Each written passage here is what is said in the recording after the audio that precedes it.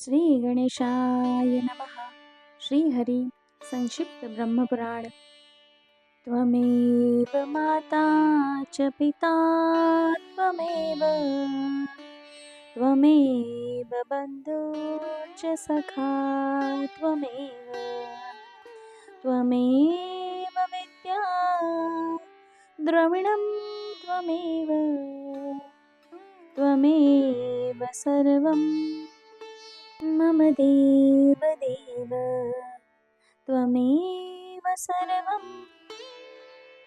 मम देव देव त्वमेव सर्वं मम वासुदेव। श्री ब्रह्म पुराण भाग 30वां। मार्कंडेय मुनि को प्रलय काल में बाल मुकुंद का दर्शन और उनका वरदान प्राप्त होना।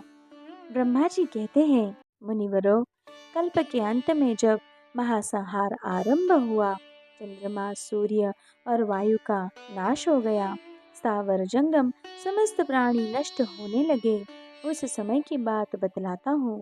पहले प्रलयकालीन प्रचंड सूर्य का उदय होता है, फिर मेघों की घोर गर्जना होने लगती है, बिजली गिरती है, जिससे वृक्ष और पर्वत टूट फूट जाते हैं, सारे जगत का संहार हो जाता है, उल्कापात होता रहता है, सरोवरों और नदियों का सारा जल सूख जाता है।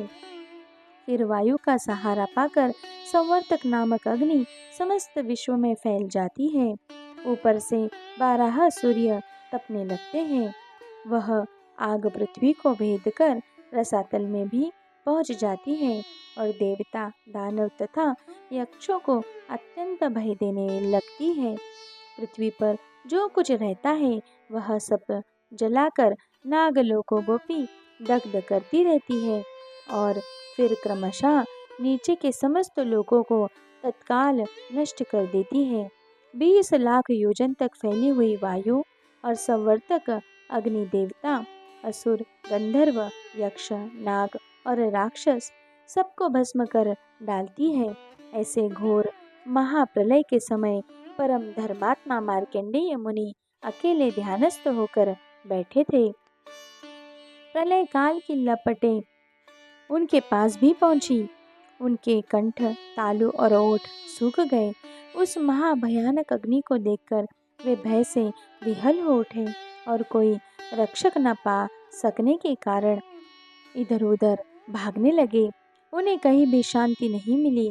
वे सोचने लगे, क्या करूं, समझ में नहीं आता, किसकी शरण में जाऊं, किस प्रकार सनातन देव पुरुष का दर्शन करूं। इस प्रकार एकाग्र भाव से चिंतन करते करते वे महाप्रलय के कारणभूत सनातन दिव्य पद पुरुषेश नामक वटराज के पास पहुंच गए। उस दिव्य वट को सामने देख मुनि बड़ी उतावली के साथ उसके निकट गए और उसकी जड़ पर जा बैठे। वहां न तो कालाग्नि का भय था, न अंगारों की वर्षा का, न वहां संवर्तक अग्नि आसक्ति थी और न वज्रपात आदि का ही डर था। तदनंतर विद्युन्मालाओं से विभूषित गजराजाओं के समान कांति वाले महामेघ आकाश में घुमड़ आए। उन्होंने समूचे आकाश को ढक लिया और इतनी वृष्टि की कि पर्वत, वन और आकारों सहित समस्त पृथ्वी जलराशि में डूब गई। संपूर्ण दिशाएं पानी से भर गई। मूसलाधार वृष्टि करके वसुंधरा को डुबाने वाले मेघों ने उस भयंकर संवर्तक अग्नि को बुझा दिया। इस प्रकार 12 वर्षों तक भारी वृष्टि होती रही। समुद्र ने अपनी मर्यादा छोड़ दी। पर्वत गल गल कर बहने लगे और पृथ्वी पानी में डूब गई। तत्पश्चात प्रचंड आंधी उठी। उस प्रबल प्रभंजन के वेग से सारे मेघ छिन्न भिन्न हो गए। उसके बाद भगवान विष्णु उस भयंकर वायु को पीकर एकारण में शयन करने लगे। उस समय समस्त स्थावर जंगम का अभाव हो गया था। देवता, असुर, मनुष्य, यक्ष और राक्षस भी नष्ट हो गए थे। उस समय मार्कंडेय मुनि ने विश्राम के अनंतर श्री पुरुषोत्तम का ध्यान करके जब आंखें खोली तब पृथ्वी को जल में निमग्न पाया। वह वटवृक्ष, पृथ्वी, दिशा आदि, सूर्य, चंद्रमा, अग्नि, वायु, देवता, असुर और नाग आदि कोई भी दिखाई नहीं देते थे। मुनिवर मार्कंडेय भी स्वयं जल में गोते खाने लगे। तब उन्होंने तैरना आरंभ किया। वे आर्तभाव से इधर उधर तैरते हुए भटकने लगे। उन्हें कोई अपना रक्षक नहीं मिलता था। उनके ध्यान करने से भगवान पुरुषोत्तम को प्रसन्नता हुई। अंत मुनि को भय से व्याकुल देख वे कृपापूर्वक बोले, उत्तम व्रत का पालन करने वाले बेटा मार्कंडेय, तुम अभी बालक हो, थक गए हो। आओ आओ, शीघ्र मेरे पास चले आओ। अब तुम्हें डरने की आवश्यकता नहीं है, मेरे सामने आ गए हो। भगवान की यह बात सुनकर मुनि चिंता में निमग्न हो गए। सोचने लगे, क्या मैंने स्वप्न देखा है अथवा मुझ पर मोह छा गया है। यह विचार आते ही उनके मन में दुखनाशक बुद्धि का उदय हुआ। उन्होंने यह निश्चय किया कि मैं भक्तिपूर्वक भगवान पुरुषोत्तम की शरण में जाऊंगा। इस निश्चय के अनुसार मार्कंडेय मुनि मन ही मन भगवान का स्मरण करते हुए उनकी शरण में गए। तब उन्होंने जल के ऊपर पुनः एक विशाल वटवृक्ष को देखा। उसके ऊपर सुंदर दिव्य पलंग बिछा हुआ था, जिस पर बाल रूपधारी भगवान श्री कृष्ण विराजमान थे। वे कोटि कोटि सूर्य के समान तेजस्वी शरीर से दीप्यमान हो रहे थे। चार भुजा, सुंदर अंग, पद्यपत्र के समान विशाल नेत्र, श्रीवत्स चिन्ह से विभूषित वक्षस्थल और हाथों में शंख चक्र एवं गदा थे। हृदय वनमाला से आवृत था। वे दिव्य कुंडल धारण किए हुए थे। गले में बहुत सारे हार शोभा पाते थे। दिव्य रत्नों से उनका श्रृंगार किया हुआ था। भगवान को इस रूप में देखकर मार्कंडेय मुनि के नेत्र आश्चर्य से खिल उठे। उनका शरीर रोमांचित हो गया। वे भगवान को प्रणाम करके बोले, अहो, इस भयानक एकारण में यह बालक कैसे निर्भय रहता है। इस प्रकार विचार करते हुए वे इधर उधर बह रहे थे। उनकी चेतना लुप्त होती जा रही थी। वे अपने उद्धार के लिए व्याकुल हो गए। उस समय उन्हें बड़ा खेद हुआ। इधर वटवृक्ष पर सोया हुआ बालक बाल सूर्य के समान प्रकाशित हो रहा था। वह अपनी महिमा में ही स्थित था। मार्कंडेय मुनि उस संपूर्ण तेजोमय बालक की ओर देखने में भी असमर्थ हो गए। मुनि को अपनी ओर आते देख बालक ने हंसते हुए मेघ के समान गंभीर वाणी में कहा, बेटा, जानता हूँ तुम बहुत थक गए हो और अपनी रक्षा के लिए मेरे पास आए हो। अब शीघ्र ही मेरे शरीर में प्रवेश कर जाओ, यहाँ तुम्हें पूर्ण विश्राम मिलेगा। बालक की बात सुनकर मार्कंडेय मुनि कुछ बोल न सके। वे भगवान की माया से मोहित हो विवश होकर बालक के खुले हुए मुंह में प्रवेश कर गए। उसके उदर में प्रवेश करने पर उन्होंने वहाँ अनेक जनपदों से घिरी हुई समूची पृथ्वी देखी। खारे पानी, ईख के रस, घी, दही और मीठे जल के समुद्र को देखा। जम्बू, लक्ष्य, शामल, कुश, क्रौंच, शाक और पुष्कर नामक आदि द्वीपों का अवलोकन किया। भारत आदि संपूर्ण वर्ष और पर्वतों का निरीक्षण किया। सब रत्नों से संपन्न सुवर्णमय मेरुगिरी को भी देखा, जो अनेक प्रकार के रत्नमय शिखरों से विभूषित, अनेक कंदराओं से युक्त, नाना मुनिजनों से व्याप्त, भांति भांति के वृक्ष और वनों से परिपूर्ण, अनेक जीव जंतुओं से सेवित, अनेकानेक आश्चर्यों से युक्त, बाघ, सिंह, असुर, चौवरी गाय, भैंसे, हाथी, हरिण, वानर तथा अन्य जीव जंतुओं से सुशोभित एवं अत्यंत मनोहर था। इंद्र आदि अनेक देवता, सिद्ध, चारण, नाग, मुनि, यक्ष, अप्सरा तथा अन्य स्वर्गवासियों से उस पर्वत की शोभा पूर्ण हो रही थी।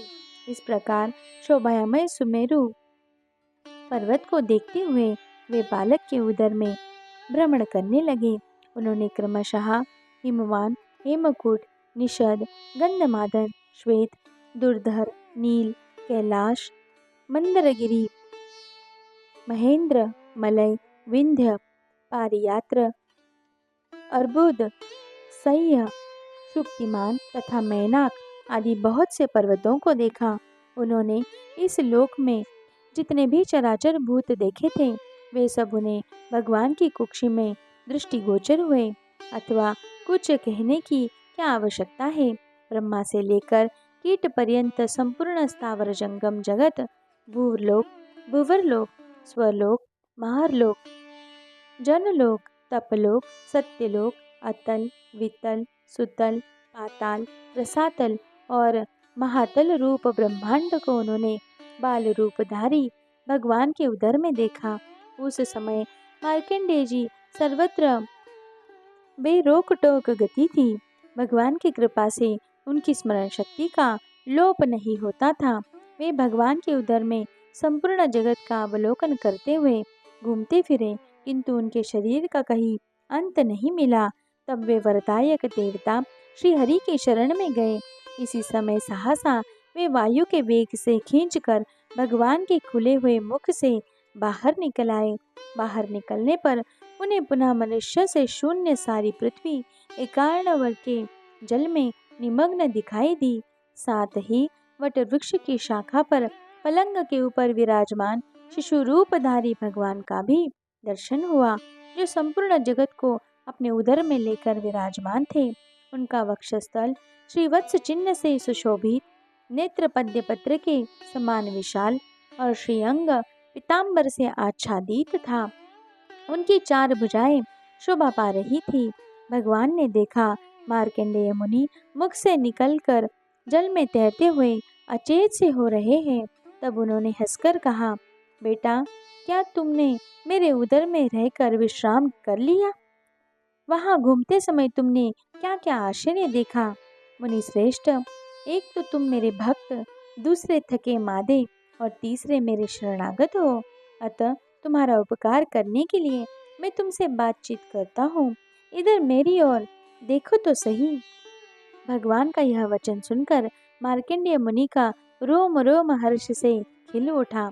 यद्यपि दिव्य रत्नों से अलंकृत तेजोमय भगवान की ओर देखना अत्यंत कठिन था, तो भी उन्होंने उनको देखा।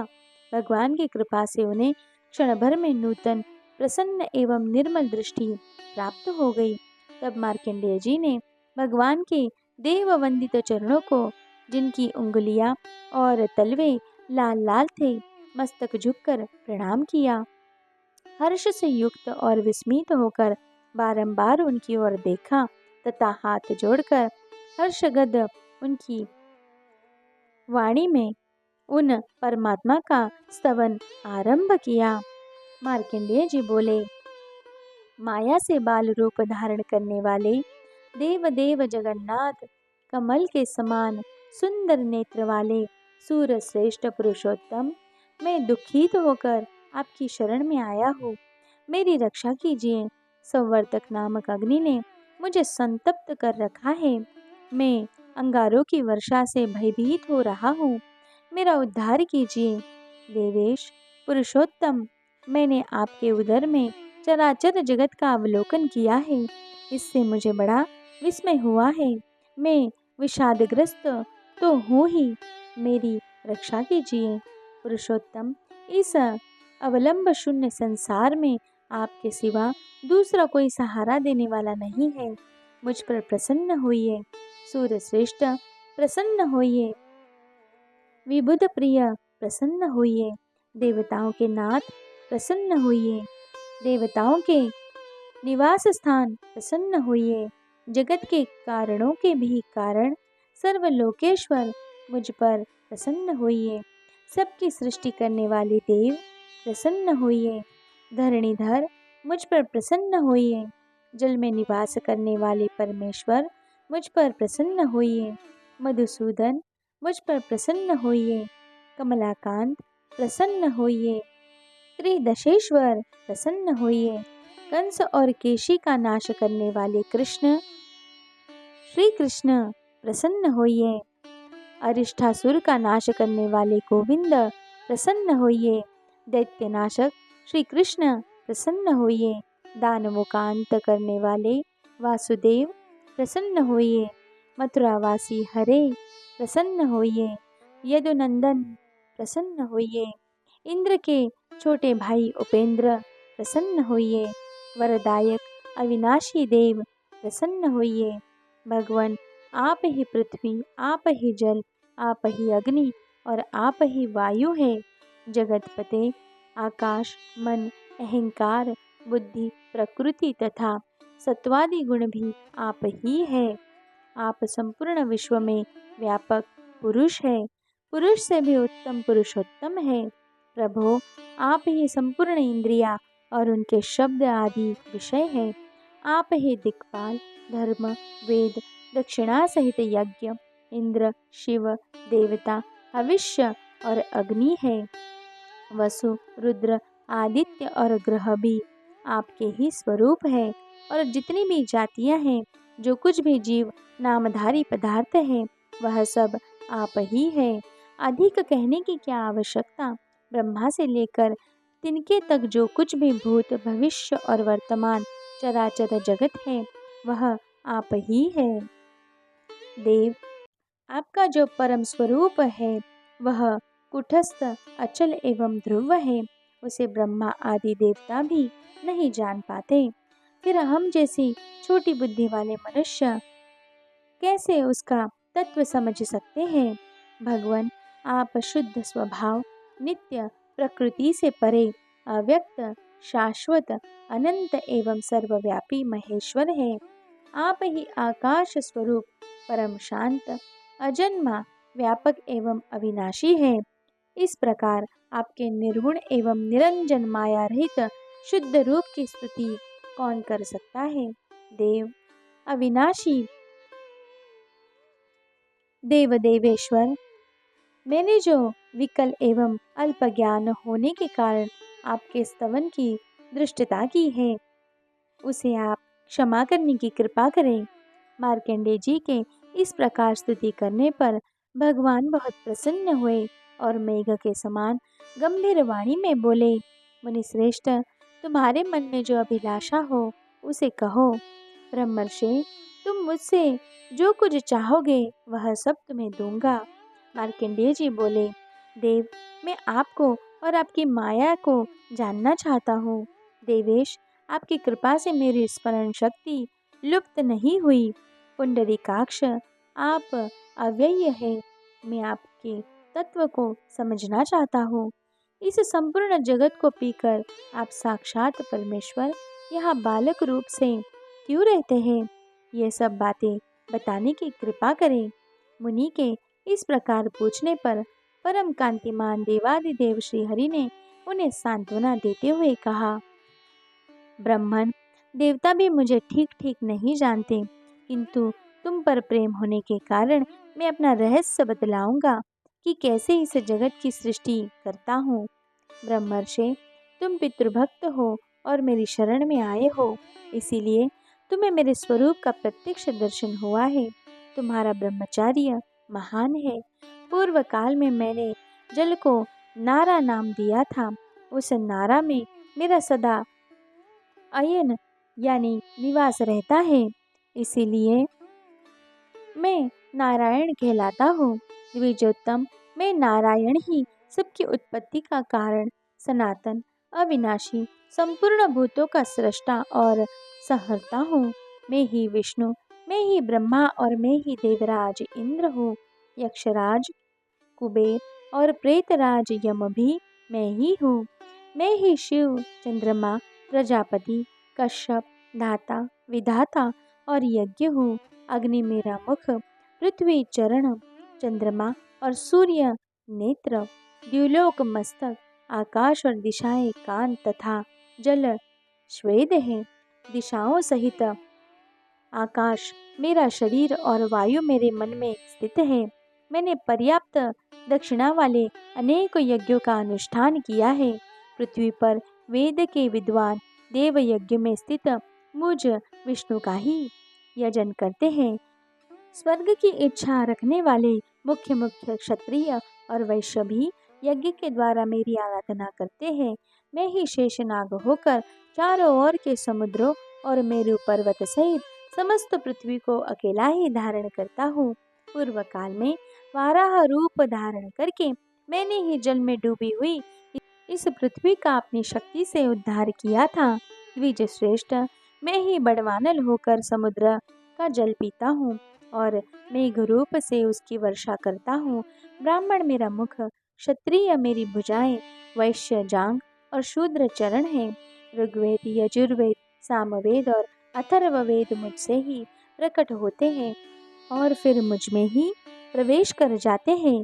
ज्ञान पारायण, सन्यासी, संयमशील, जिज्ञासु तथा काम, क्रोध एवं द्वेष से रहित, अनासक्त, निष्पाप, सत्वस्थ, अहंकार शून्य तथा आध्यात्म तत्व के ज्ञाता ब्राह्मण सदा मेरी ही चिंतन करते हुए उपासना करते हैं। मैं ही संवर्तक ज्योति, मैं ही संवर्तक अग्नि, मैं ही संवर्तक सूर्य और मैं ही संवर्तक वायु हूँ। आकाश में जो ये तारे दिखाई देते हैं, इन सबको मेरे ही रोमकूप समझो। रत्नों से भरे हुए समुद्र और चारों दिशाओं को मेरे ही स्वरूप जानो। मनुष्य जिस कर्म का अनुष्ठान करके कल्याण के भागी होते हैं, वह मेरा ही रूप है। सत्य, दान, उग्र तपस्या और अहिंसा ये मेरे बनाए हुए विधान के अनुसार ही विहित माने जाते हैं और मेरे ही स्वरूप में इनकी स्थिति है। जिनकी ज्ञान शक्ति मेरे द्वारा अभिभूत हो जाती है, वे इच्छानुसार चेष्टा नहीं करते। वेदों का सम्यक स्वाध्याय करके भांति भांति के यज्ञ द्वारा यजन करने वाले, शांत चित्त एवं क्रोध पर विजय पाने वाले ब्राह्मण मुझे प्राप्त करते हैं। पापाचारी, लोभी, कुपर्ण, अनार्य तथा मन को वश में न रखने वाले मनुष्यों को भी कभी नहीं मिलता। जिनके अंतकरण शुद्ध है, उन्हें प्राप्त होने वाला महान फल मुझे ही समझो। कुयोग से भी मूढ़ मनुष्यों के लिए मैं अत्यंत दुर्लभ हूँ। संत शिरोमणे, जब जब धर्म की हानि और अधर्म का उत्थान होता है, तब तब मैं अपने को प्रकट करता हूँ। हिंसा पारायण दैत्य तथा भयंकर राक्षस जो बड़े बड़े देवताओं के लिए भी अवैध है, जब इस संसार में जन्म लेते हैं, तब मैं पुण्यात्मा पुरुषों के घरों में अवतार लेता हूँ। मनुष्य देह में प्रवेश करके समस्त बाधाओं का शमन करता हूँ। देवता, मनुष्य, गंधर्व, नाग तथा राक्षसों और स्थावर भूतों की अपनी माया से सृष्टि करके मैं पुनः उनका संहार करता हूँ। फिर कर्म काल में उनके योग्य शरीर का विचार करके सृष्टि करता हूँ। मेरा स्वरूप भूत धर्म सत्य युग में श्वेत रहता है, त्रेता में श्याम होता है, द्वापर आने पर लाल होता है और कलयुग में काला पड़ जाता है। प्रलय काल आने पर मैं ही अत्यंत दारुण काल रूप हो अकेला ही समस्त त्रिलोकी का नाश करता हूँ। उत्पत्ति, पालन और संहार ये तीन मेरे ही धर्म है।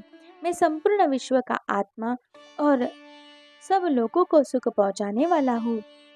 मेरा किसी से पार्थक्य नहीं है। मैं सर्वव्यापी, अनंत और इंद्रियों का नियंता हूँ। मेरे डग बहुत बड़े हैं। मैं अकेला ही काल चक्र का संचालन करता हूँ। जो ब्रह्मा का रूप है, वह मेरा ही है। वही संपूर्ण भूतों को शांति देने वाला है। उसका उद्गम संपूर्ण भूतों के हित के लिए ही होता है। मुनि श्रेष्ठ, इस प्रकार मेरा आत्मा संपूर्ण भूतों में सन्निहित है, फिर भी मुझे कोई नहीं जानता।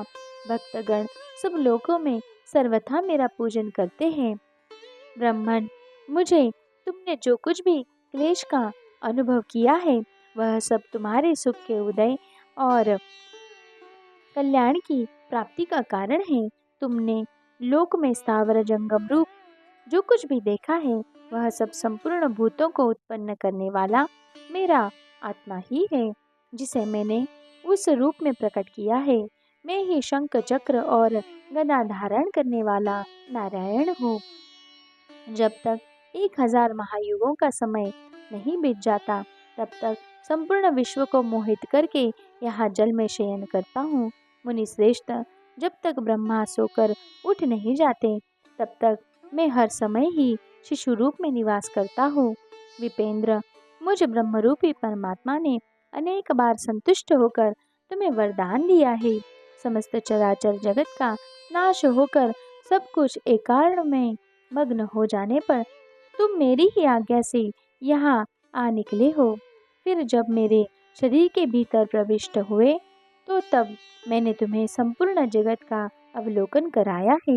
वहाँ संपूर्ण लोगों को देखकर तुम विस्मय में पड़ गए कि मुझे समझ नहीं पाए। तब तुरंत ही मैंने तुम्हें अपने मुख से बाहर निकाल दिया और जो देवता और असुरों के लिए दुर्गेय है उस अपने आत्म तत्व का तुमसे वर्णन किया है। ब्रह्मर्षि, जब तक महातपस्वी ब्रह्मा जी जागते नहीं तब तक तुम यही निर्भय होकर सुखपूर्वक विचरो। उनके जागने के बाद मैं अकेला ही समस्त भूतों और उनके शरीरों की सृष्टि करूंगा। इतना कहकर भगवान ने मुनिवर मार्कंडेय जी से पूछा, मुने, तुमने जिस अभिप्राय से मेरी स्तुति की है उसे कहो, मैं तुम्हें शीघ्र ही उत्तम वरदान दूंगा।